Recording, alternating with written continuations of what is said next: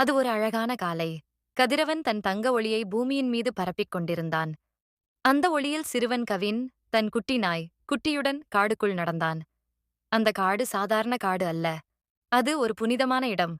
அங்கு மரங்கள் பேசின, காற்று பாடின, விலங்குகள் சிரித்தன. அவற்றின் ஒவ்வொரு மூச்சிலும் இயற்கையின் மந்திரம் ஒளிந்திருந்தது. கவினும் குட்டியும் மரங்களின் நடுவே நடந்தபோது, அங்கிருந்த பறவைகள் மெதுவாக சலசலத்தன. காற்று ஒரு விசித்திரமான வாசனையை கொண்டு வந்தது. புகையின் வாசனை.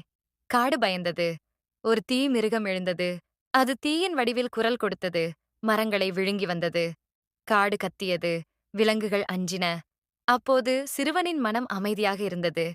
அவன் தன் குட்டியைக் கண்டு சிரித்தான். குட்டி புரிந்தது. அது குரைத்தது. தைரியமாகவும் உற்சாகமாகவும். அந்த சத்தத்தில் விலங்குகள் விழித்துக் கொண்டன, ஓடத் தொடங்கின. கவின் அவர்கள் அனைவரையும் ஒரு பெரிய நீர்வீழ்ச்சிக்கு தலைமை தாங்கிச் சென்றான். தீமிருகம் அவர்களை துரத்தி வந்தது. கோபமாகவும் கொதித்தும். அந்த நேரத்தில் கவின் தன் சிறிய கண்ணாடியை மிருகத்துக்கு எதிராக உயர்த்தினான். அது தீயின் கண்களில் ஒளியை பிரதிபலித்தது. அந்த ஒளி தீ மிருகத்தையே குழப்பியது. அது முன்னே விழுந்தது. நேராக நீர்வீழ்ச்சிக்குள். அந்த தண்ணீரின் குளிர்ச்சியில் தீ அணைந்தது. காடு மூச்சை விட்டது.